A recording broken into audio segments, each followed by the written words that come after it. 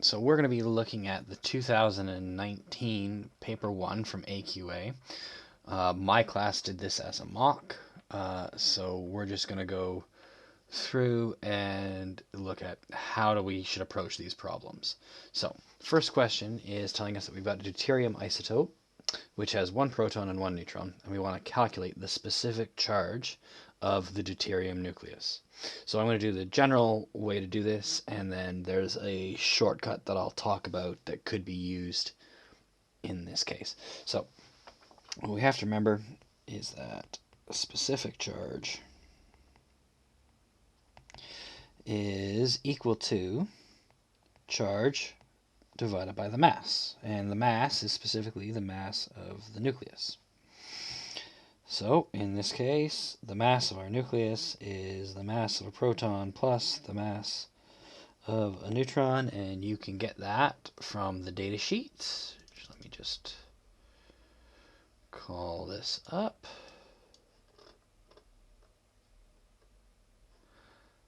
And so 1.673 times 10 to the minus 27 plus 1.675 times 10 to the minus 27.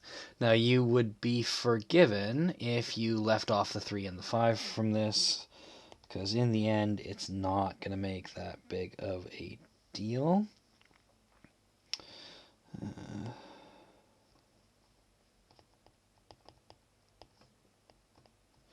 Okay, the charge on a proton is the elemental charge.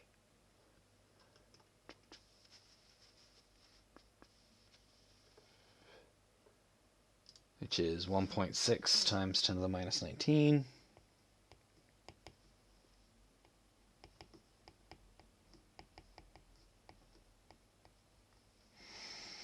So our specific charge, we would go 1.6 times 10 to the minus 19 divided by 3.348 times 10 to the minus 27.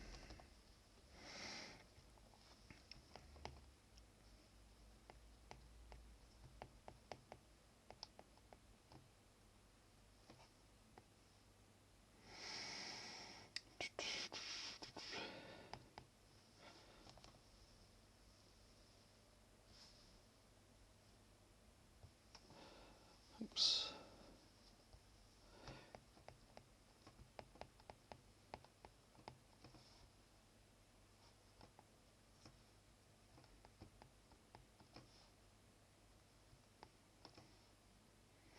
There we go.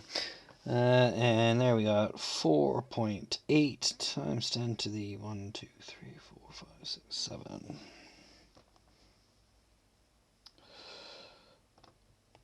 4.8 times 10 to the 7 coulombs per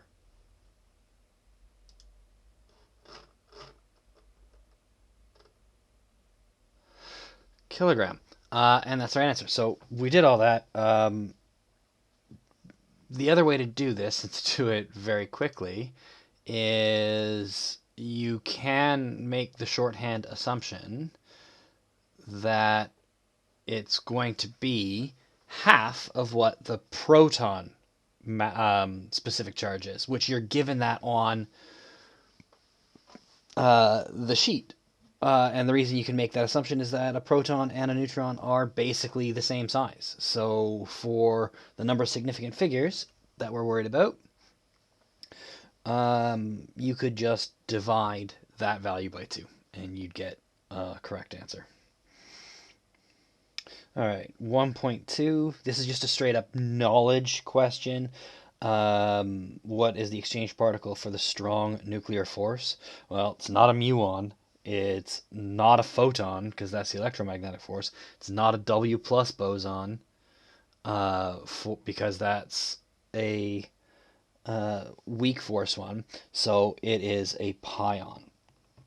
Okay, so and that's specifically the one that holds protons and neutrons together in the nucleus. Okay. So for this one here, it's really easy to get an answer that would give you 3 marks at GCSE, but would get you 0 marks at A-level. And the way that you're going to get 0 marks at A-level is you're not going to mention any numbers. Okay? So if you say something like it acts over a short distance, it's attractive. However, at very close distances,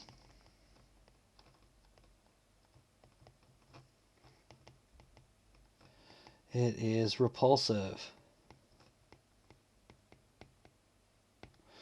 And there is an equilibrium point.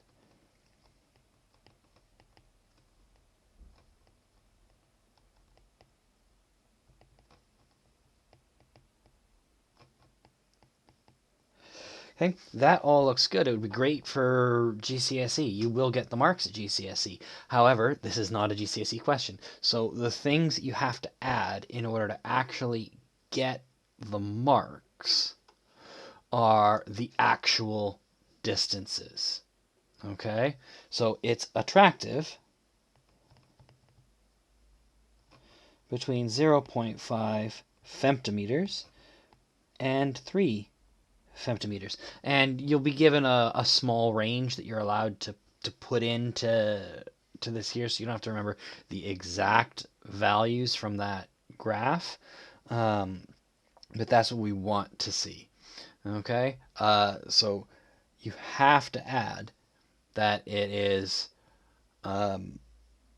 very weak or non-existent beyond 3 femtometers, that if you get closer than 0.5 femtometers, it becomes very repulsive.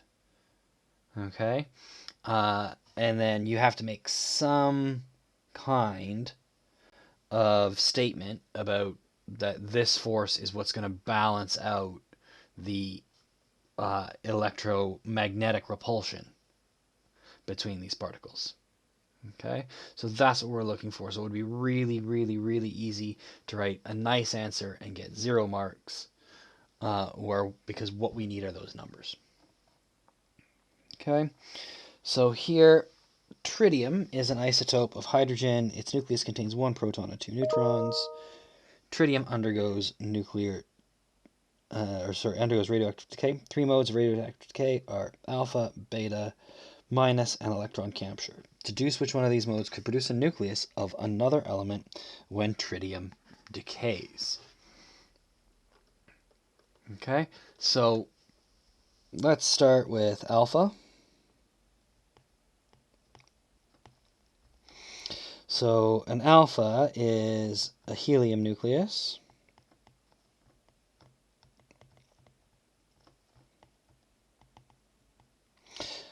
Emitted. And you got to say that it's not possible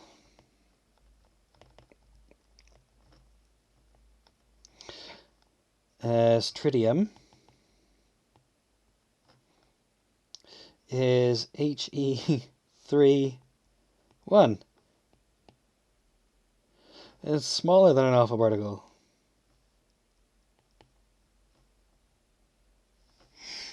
Okay, so that's not going to work. And you have to make sure that you're saying that. So you have to say what it is, and that no, it's just not going to happen. So I'm going to go to electron capture next. And with electron capture, what you have to realize is that it's grabbing an electron from the inner shell, and that will turn it'll turn a proton into a neutron. So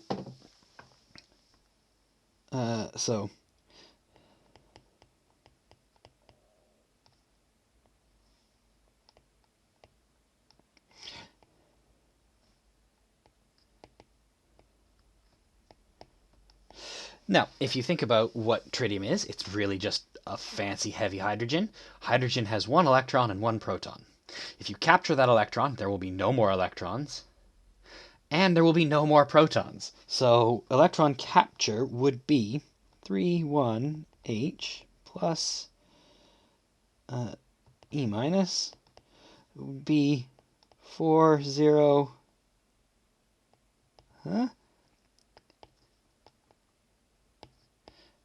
So that can't happen. Okay, and then your beta minus. Okay, you have an electron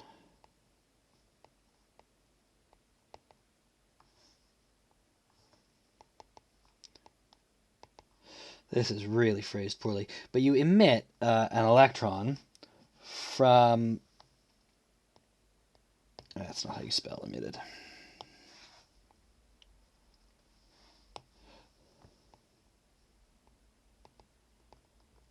An electron from a neutron is emitted. You have